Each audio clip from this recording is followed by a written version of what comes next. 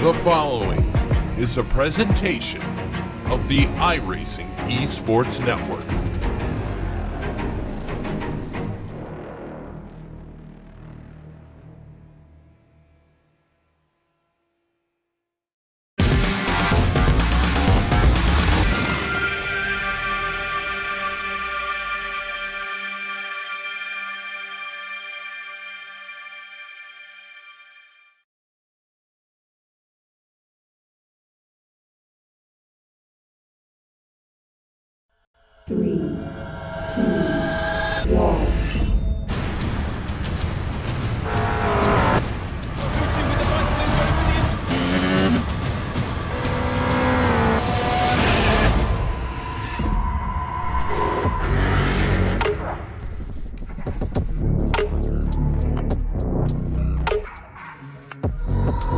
Last year I was sitting at a desk as a sales manager, and now I'm official McLaren F1 simulator test driver.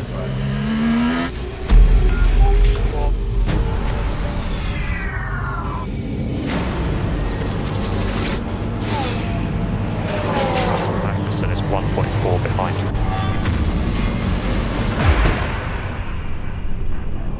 This opportunity is huge.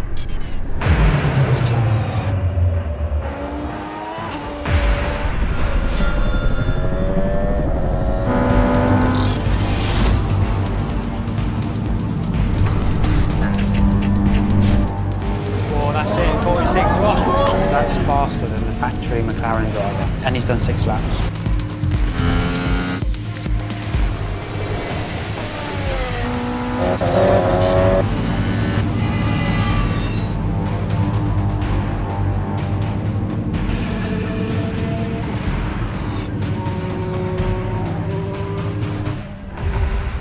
Let's go race.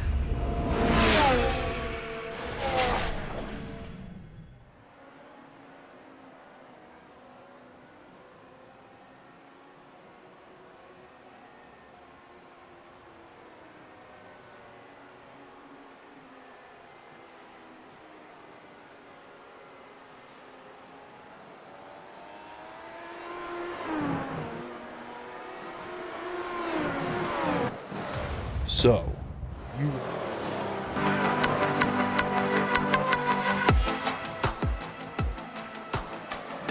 Welcome to round number 3 of McLaren Shadow here on the iRacing Esports Network. And welcome to the fastest track that these drivers will compete in. It is Monza.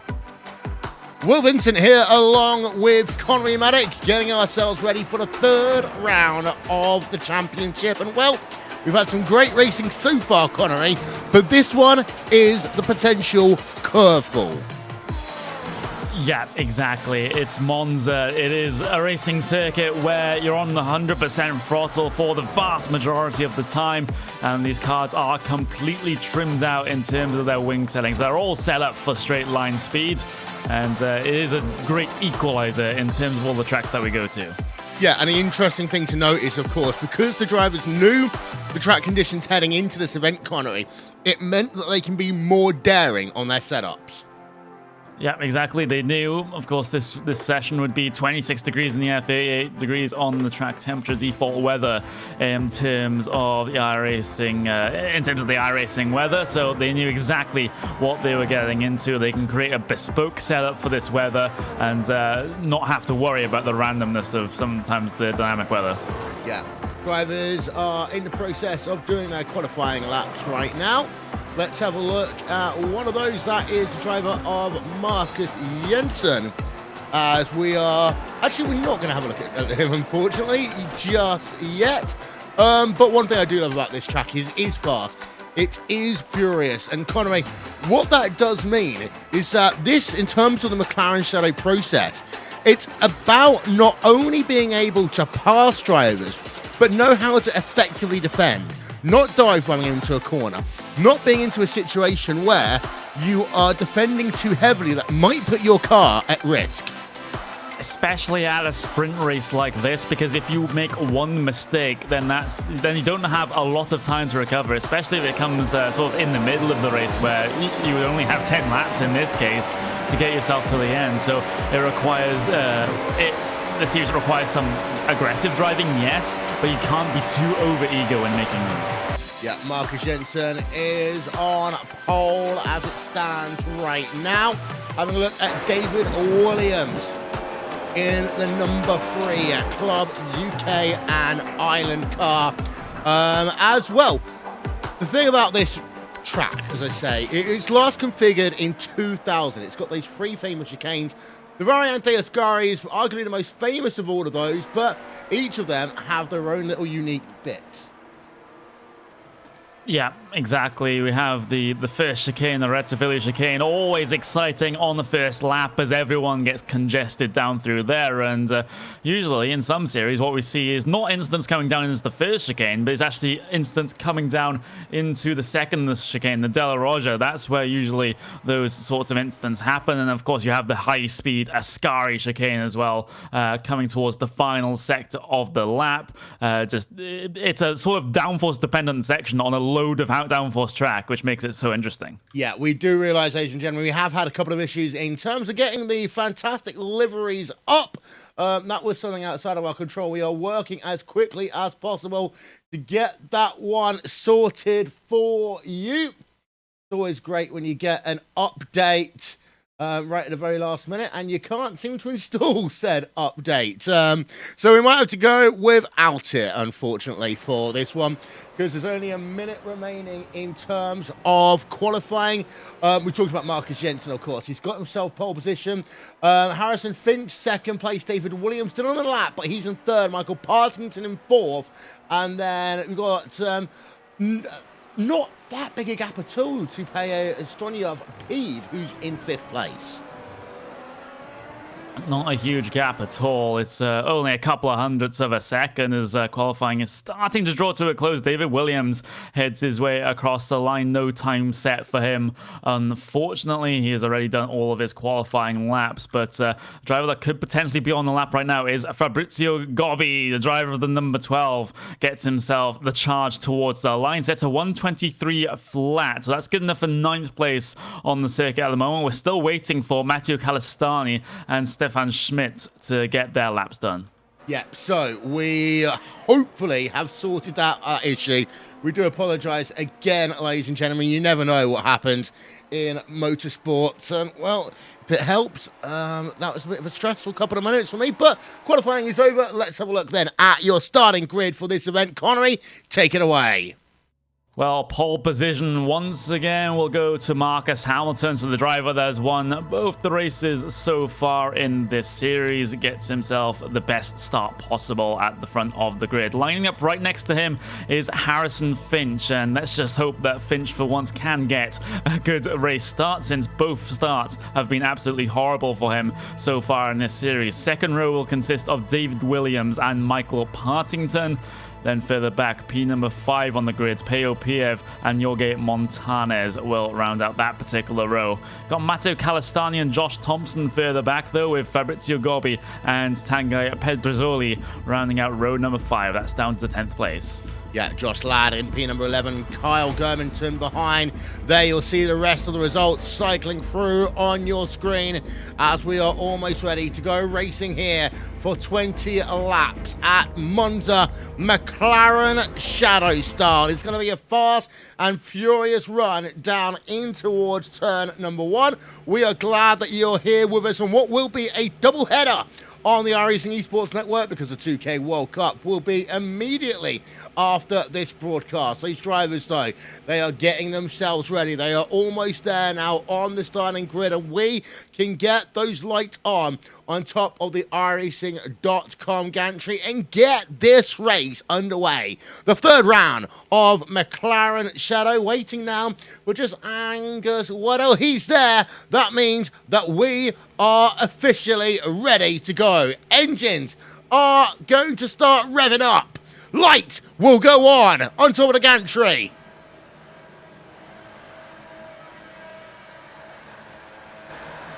Those lights will go out. We will go racing here at Monza. Swarm of drivers in towards turn number 1.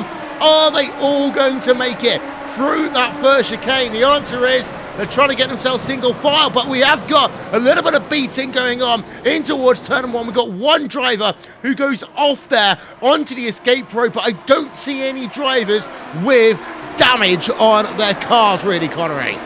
Now that was Joshua Ladd having to take the escape route through the chicane. Is battling side by side for P number 2. Harrison Finch versus David Williams, and the co-handler driver of David Williams will just have to back out coming through the Del Roger. We've got a car off behind there. That's Josh Thompson in the number 8 machine. Has to drop back to pretty much the back of the field after he had contact and a little bit of a trip over the curb there coming through the Del Roger.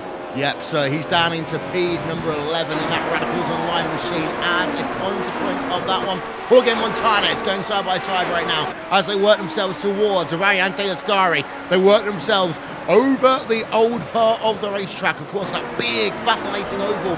But you've got yourself, Waddell is up a position, but Cole Gervington versus Jorge Montanez, they are going to be very close now as we go on board with Gervington as he will get himself the inside line into famous Curva Parabolica.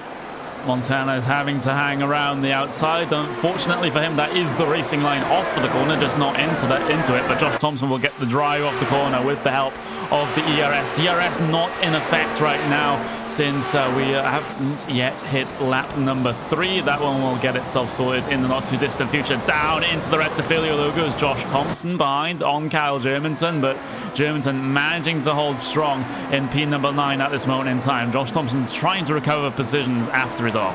Yeah, let's have a look on board. The number 16 machine is a fun character, shall we say, to talk to. Tanguy Pedrozzoli in the number 16 car off ahead of him. That is Angus Waddell. And actually, what I saw there was the fact that I think Tanguy almost messed up his own corner as he was allowing Waddell to just go off ahead of him. Sometimes there is an element of just target fixation. You see what's going on ahead of you. Oh, that guy's gone off. And then you just end up going off yourself because you're following in the tire tracks. That can and does happen in racing, as I'm seeing a driver drop down the field. That's Bruno Canovas of the number 18 car has had a couple of issues. I think they just got a slowdown penalty coming out of the second Lesmo, I believe it was. He was very slow. I'm just looking to see where that slowdown penalty was.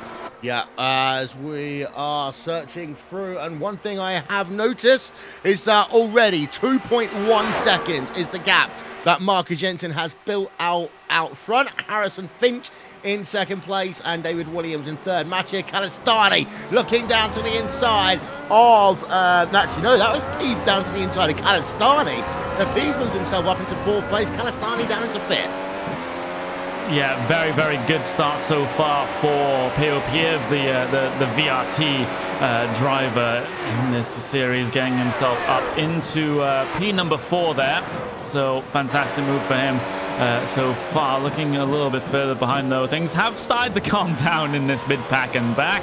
But Angus Well, again, the driver of number 2, getting very close to messing up the Del Roger chicane once again, second time in a row.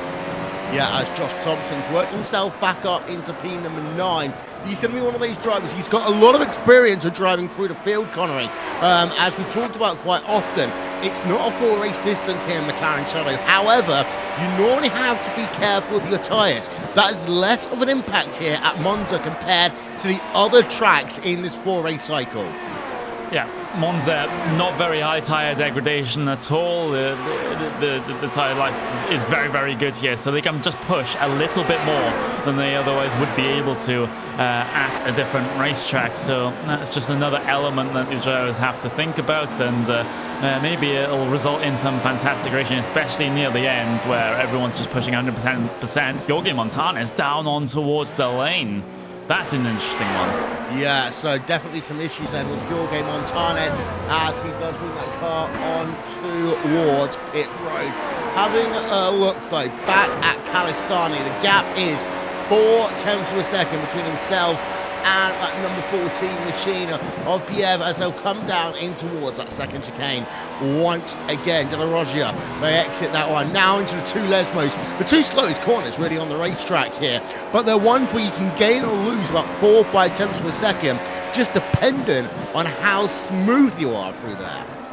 Exactly, it just requires the balance of the car to be set up correctly, just maximizing your entry and exit speeds, especially getting onto those curbs and onto those slight runoff that you have there coming through the first and second Lesmo. You can really gain a lot of time. You just got to be careful not to touch that gravel in any way, shape or form, otherwise you can have a fun time as you head yourself into an Armco barrier somewhere. But overall, this race right now, Marcus Jensen still leads the way. We're looking back at Pedrozzoli, though, the group involving him for around about P number 7, P number 8, P number 9, as Josh Thompson tries his best to pull away from these guys, but it's not entirely successful yet.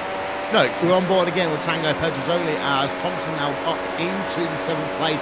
See that DRS lap is wide open for Pedrozzoli, but he has got Carl Gurnington, who is looking ferocious in that pink and blue car, running in P number 9 right now. Worth noting that Harrison Finch has pulled out a gap over David Williams. That is the battle going on for second place on track. And have a look at the lap times between the two of them. I mean, this is... You've got to argue, is this just David Williams being David Williams, being conservative, being fast, but not necessarily wanting to get the race victory? Could well be. Of course, this is his, I would argue this is his weakest car in terms of the two cars that we do have in this series. We will get onto the McLaren GT3 machine in just a couple of weeks' time, and that's where David Williams will really come into his own. I think it's just damage limitation in this part of the series. Yeah, as we'll just have a look back. Just give you an update on retirees. Josh Ladd, it looks as though that he is out of this event. Jamborina and Jorge Montanez have each made pit stops to repair some damage here today. Down in your field, this is going on for P number 16 on track. Daniel Nagurius in the number 20 Iberia car, and Richard Alsop in the number 17 Club UK and Ireland machine. They go close together, 6 tenths per second in towards Curva Parabolica.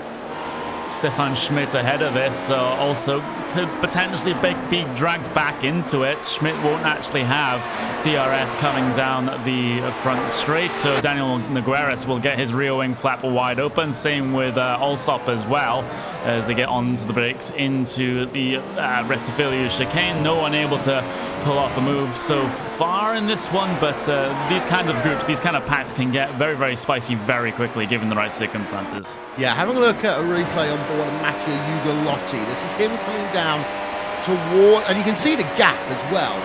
Michael Partington closes down from about 10 car lengths back and then comes down in towards turn number 1. Now that's all fine. The position's been made there by Michael Partington, but look at the exit. He catches the curb there, does Matteo Ugolotti, and that just really upsets his exit off the corner. Not only his exit off the corner, but his entire run through the Curva Grande and in towards the De La Roggia chicane. So if you mess up one of these exits here at Monza, you're just going to be suffering for the entirety of the straight afterwards. It's all side by side there with Radisson on the line. That's Michael Partington shoving a car out to dry there. Yeah, I believe that was the driver of Angus Weddell there. They were getting side by side through the Variante Ascari, and then they came together on the exit. Partington gets a better run, but I think there's damage to that car, because now you've got Stefan Schmidt, who's going to try and go down to his inside. This is going to be great in towards turn number 1. Let's have a look at our aerial coverage, shall we, as they come down in towards that first corner. Can Stefan Schmidt do anything? No, he can't, even though he would have had DRS enabled for him in towards that first corner. In fact, Schmidt needs to be careful because Daniel Nogueras is around there as well. Michael Partington. Oh, there's a car off as well. That's Micro Comentardi there.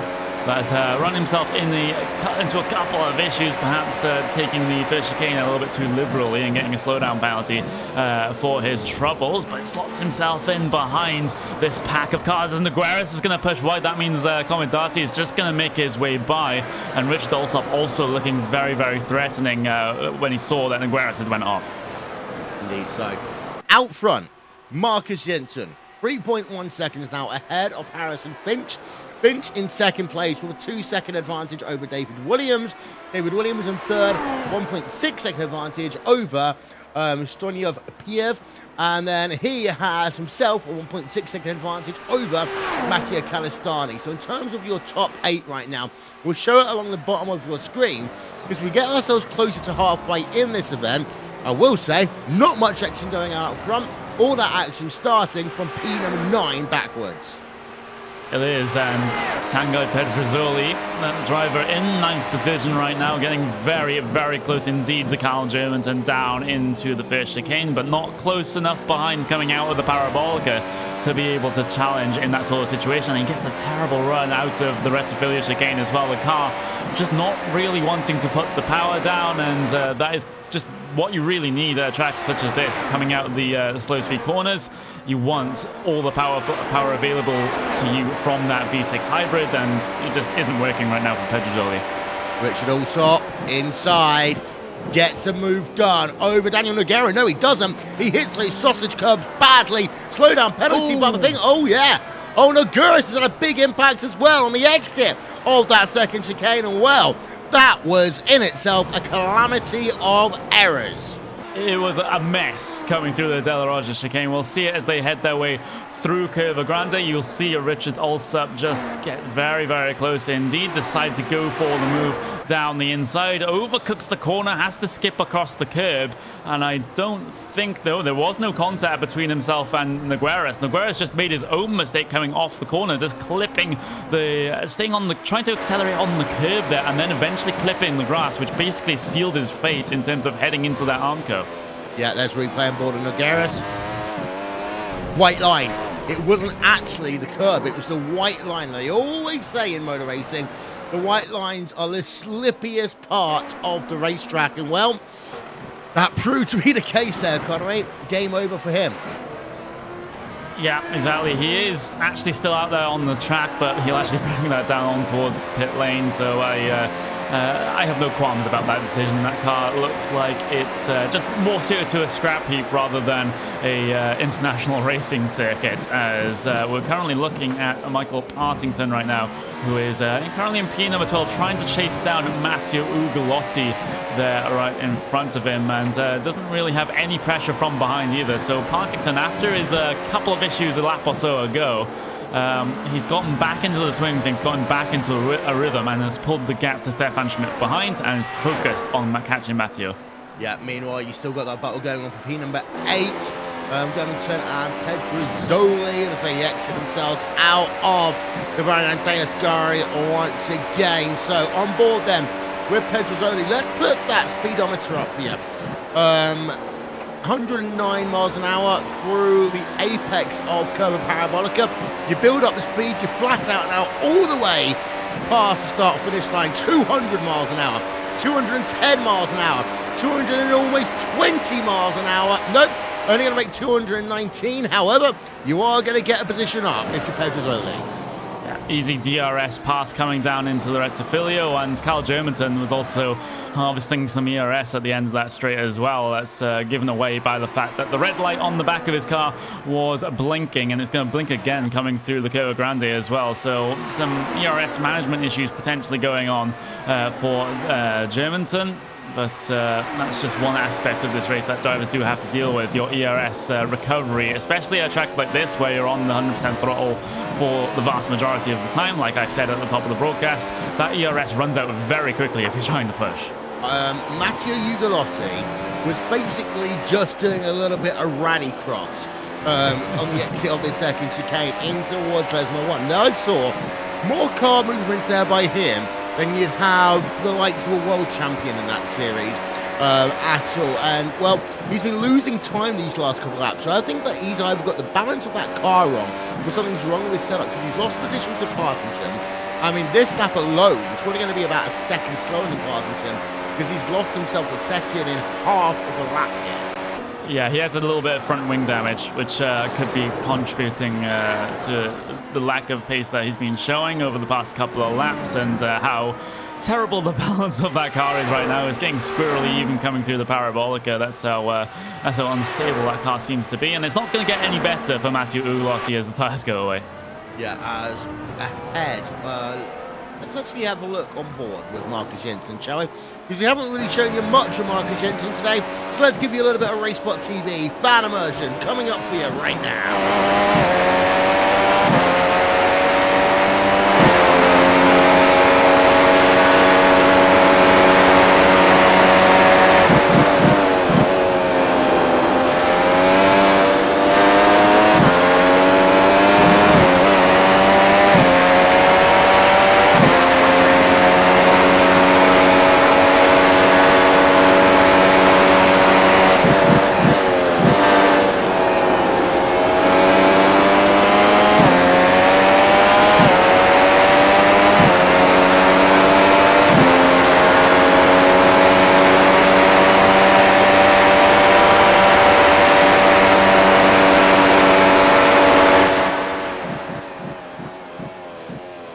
In towards turn number 1 for Marcus Jensen. Gap is remaining static at 2.8 right now. So Harrison Finch did gain some time last time around. But we've seen this in other races so far this season. He'll get to that 3-second window of Marcus Jensen and they'll be like, okay, I know that I can drive within my means to win this race. And again, we've got to think about what McLaren's looking for out of this. They're not looking for someone to just go all guns blazing every single lap. It's all about managing a race. You're exactly right. As there was a pass further down the field, Michael Partington getting himself back up into the top 10 after starting in P number 4, but he had those issues early on in the race that has put him on the back foot somewhat. But you are absolutely right, Will. McLaren aren't just looking for the driver that can just pull in qualifying laps all the time. They're looking for more of an all-rounder. That's why we have both these McLaren MP4-30s and the McLaren GT3 machines as well in this series. You have to prove yourself in both to have a chance at going to the McLaren Technology Center for those final events with the qualifiers from all of the other series that McLaren Shadow are running as well. Oh yes, indeed. So, and of course, we've got another 4-round series coming up after this one in the McLaren MP4-12C. Oh, Pedrozzoli. What are you doing? And that's going to be on the exit of the Variante Ascari. I would put good money on just running over a little piece of grass at the end, Connery. Not quite. He did clatter the curb somewhat coming into the entry for the Ascari chicane and then just struggled to get the traction down again, the clattering of the curb, and it was just an unstable mess. Wow. Wow. I mean, that's... the thing is, in that circumstance, you lose the downforce on the car if you try and go too slowly. You're always in a lose-lose situation from that point. As we're now having a look at Stefan Schmidt, and he's looking as though he might be able to get himself into the top 10 here today at number 11 car, because all he needs to get past Ugolotti, but having seen Ugolotti over the last couple of laps, that car has got something wrong with it, although I say that Schmidt had a horrible run there through the Variante de Rettifilio, and then potentially he could get a top 10 here, which would be very good for him. It would be a fantastic result for Schmidt, and Ugolotti, yeah, he's just not comfortable in that car. That much is obvious. He did a 127.1 that last time by compared to Stefan Schmidt's 126.2, so he's a second or more off the pace right now, especially to your leaders, and it doesn't look like it's getting any better. The car is just so twitchy off of every single one of these corners. I'm just scared he's going to hit a barrier every single time he even looks at the corner. Yeah, and just want to give a bit of an outside update. Anyone who's watched the IndyCar race at Pocono, which of course is currently under a red flag, horrible incident with Robert Wickens. It is worth noting IndyCar have said he is awake and alert while being transferred to hospital. But again, the safer barrier there, I mean, we won't talk about this for too long, Connery, but the safer barrier did its job. But also, you've got to remember that another part of the track has done its job. And in 2011, when Dan Weldon died, there's a lot of criticism about the fact that the poles were on the inside of the fence. They've been moved on almost all tracks now to the outside. That might well have just saved a life. Yeah, exactly. It's always so scary when a car, especially an open wheel car, goes up into the catch fencing at such high speed. It's always a scary moment, and it's good to hear that good news about Wickens, and hopefully he can recover from any injuries that he has. Yeah, actually, just literally seen the replay of that. They are showing the replay now, and it's horrible to see, but again, fantastic safety work done by the IndyCar crew, so thank you to all those people that do work in design development and on the tracks. And of course, that is pertinent because there are still those rumours about McLaren going into IndyCar in 2019. I mean, they wouldn't have IndyCar in a commercial if they weren't considering it, right, Connery? I mean, I think you can make up your own minds about that, but it would certainly be a very, very interesting prospect, especially when you consider Alonso, you know, has been very, very interested in those IndyCars. I think this is like the worst kept secret in motorsports that Alonso is going to go to IndyCar at some point. Well, yeah, so let's go back and have a look at the gap between Harrison Finch and David Williams. It is currently 2.5 seconds on track, although Williams has eked his advantage out over P number 4 to 5.6 seconds. So, what I will say right now is it is not the most entertaining race in terms of driver changes, but we always expected the first half to be all action, the second half to be more relaxed. However, now it's coming down to that tyre management. Now we're going to see who pushed hard early, who's got something left in reserve, and I've got that number 6 car, recovery drive, Michael Partington, right there on board with him now. Yeah, exactly. He's heading his way down the hill and then back up the hill towards the Ascari chicane, trying to chase down Carl Germanton. But about as it is going on right now is Stefan Schmidt versus Ugolotti. And finally, Stefan Schmidt will have a look up in towards the Ascari chicane. Driver number 11 trying to hang it around the outside. Will have to drop back in. It's really more of a single line complex there coming through the Ascari chicane. And that opportunity will just have to wait for another day for Stefan Schmidt to try to get himself past. But the thing is, Ugolotti's car, as we've already mentioned, is just a complete mess in terms of its handling right now. So if Schmidt can just get himself alongside, I think more likely than not, he's going to get the pass done. Yeah, let's have a look then from the rear of Matteo Ugolotti's car. You should see Stefan Schmidt then getting that DRS wide open. However, he doesn't quite get close enough. I'm wondering maybe if Schmidt is running a higher downforce setup here. You know, because he seems to... Oh, there we are. There's the first one of them on the exit of the first chicane. Now through Curva Grande, and Schmidt, he's looking for a lane. Do I go high? Do I go low? Well, if you're Schmidt, you need to pick a lane. That was... Oh, we came onto that one late there, Connery, but that was a little bit... Well, there you are. Schmidt's going to be free. Yeah, exactly. Slow down penalty for cutting the course there for Matteo Ugolotti. Will have to drop himself back behind, but that was a bit of an interesting one coming through Curva Grande. Ugolotti, instead of just slamming the door, just gradually closed it behind him on the outside line there. Stefan Schmidt was trying to go for that line, but Schmidt will get himself through and up into P number 11 when all is said and done. And I'm going to look to see, and definitely will probably see Stefan Schmidt pull away right now.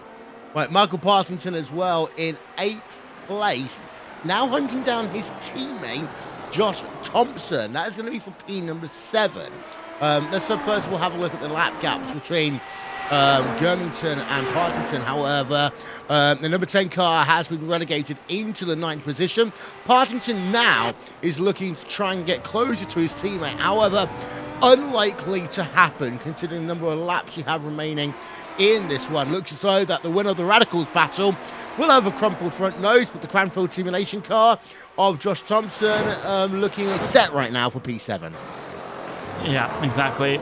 Looking relatively comfortable right now in that position, and has caught right up to the back of Fabrizio Gobbi. Gobbi did a 126.6 that last time and a 125.9 for Josh Thompson. So a good, more than, good 0.6 of a second taken out there, almost 0.7 of a second there for Joshua Thompson. And right now he's only got a couple of laps to work with here. He's got coming up to 3 laps to go in this event for him, so not a lot of time to try and get this pass done, but it is valuable points at the end of the day. It is. Let's go on board with Josh Thompson. Don't forget, in 22 minutes time here on the iRacing Esports Network, it will be the 2K World Cup presented by DES Simulation. Catch that one with Connery and myself doing double GT. That'll be next here on the iRacing Esports Network. And of course, you can subscribe to the iRacing Esports Network right now If you're on the channel already, all you need to do is just hit the subscribe button. If you're watching us on the RaceBot.tv YouTube page, search for the iRacing Esports Network. That was nicely done. Yeah, nicely done.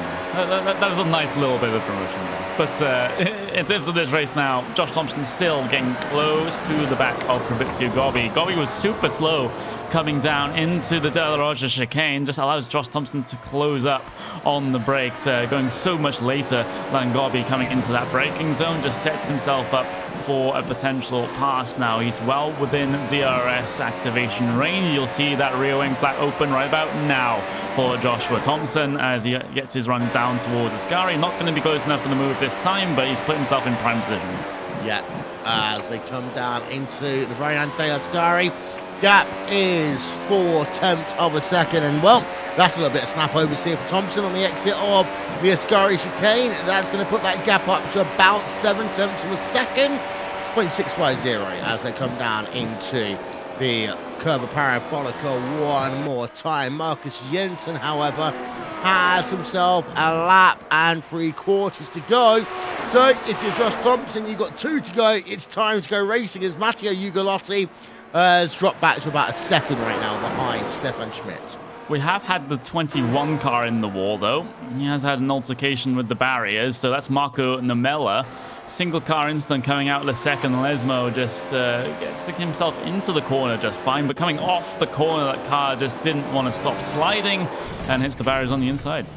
Well, a lot of people don't realise how hard these two Lesmos are. Now, Lesmo number 1, it's all about, in my opinion, just nice car control. Lesmo number 2, it's all about really your exit. And you've got that kind of AstroTurf on the outside, which kind of to invite you in.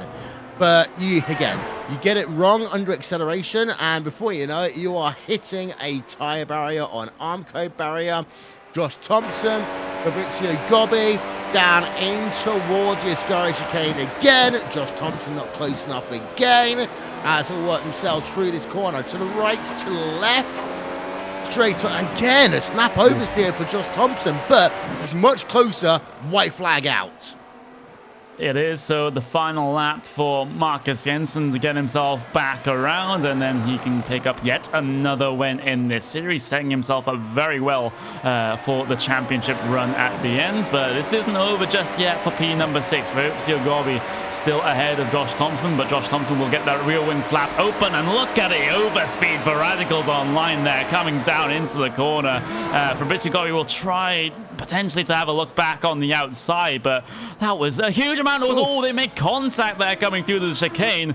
That wasn't very nice there from Gobbi. It wasn't. Thompson will be able to hold on. However, let's have a look again from the rear of Thompson coming down in towards turn number 1 very quickly. DRS flap slows itself down and then through the corner.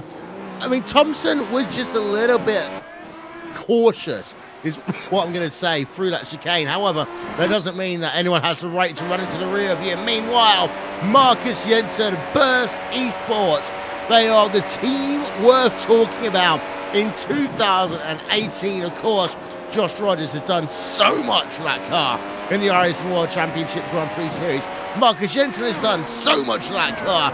Team doing their stuff as well in endurance racing. Marcus Jensen wins at Monza, Connery. 3 from 3 for Marcus Jensen and that Burst Esports team. Fantastic run this early on in this series. Harrison Finch finally gets the second place finish that he perhaps deserves, since those first 2 rounds of the series were just a complete mess for him. Finally, some points, some good points on the board for the driver of the number 7. David Williams comes across the line to finish out your podium positions. And well, at the front, it was a rather calm affair, but in that mid-pack in the back, that was quite a bit of scrapping. Indeed, so let's run you through then your final race results.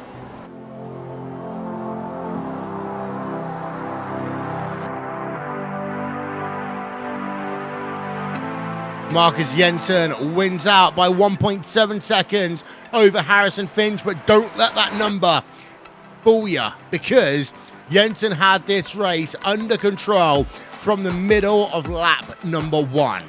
Harrison Finch second, David Williams in third, Peo Stoyanov in fourth place, Matej Kalistani in fifth. Then you got Josh Thompson, Fabrizio Gobbi, Michael Partington, Kyle Germington, and Stefan Schmidt rounding out your top 10. Rest of the results are up on your screen, and it is at that point today, Connery, that unfortunately we are going to have to call time to this race due to the fact that we are back on air in literally 10 minutes time for the 2K World Cup presented by DES Simulation. Yeah, exactly. Unfortunately, no post-race show for that reason. We have to get things moving along quite quickly here, as it has been a very, very busy weekend for us. 24 hours, 2 races back to back. It's all right. It's what we do. We do, however, want to give a shout out to the people that help us get it done. To Istvan Balal, TrackCam22.com for all those beautiful camera angles. To Andreas Warner and Antoine Design for our overlay design. Simon Griezmann, Optioneering.com for all the stuff under the hood and ATVO. And Nick Thiston, of course, for RaceBot TV. Live timing and scoring. Also want to give a shout out to Trading Paint. They updated it in the end. Thank you. Well, that is all we've got time for here tonight from Monza. However, we'll be back in just a few moments' time for the 2K World Cup presented by DES Simulation. Marcus Jensen, 3 for 3. Can he do 4 for 4? You'll have to find out next week here on the iRacing Esports Network. In the meantime, good night from Monza.